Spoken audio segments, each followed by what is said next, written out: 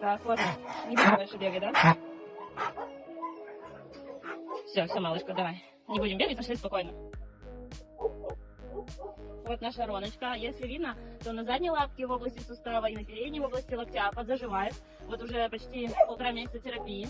Ну, она у нас паллиативный пациент. В плане у нее есть образование и на селезенке, и на коже задней лапы. Плюс она сердечница. И вот недавно мы рассказывали, как сложно ей было, с учетом всех этих проблем со здоровьем, переносить вольерный кашель. Но уже много чего потянулось.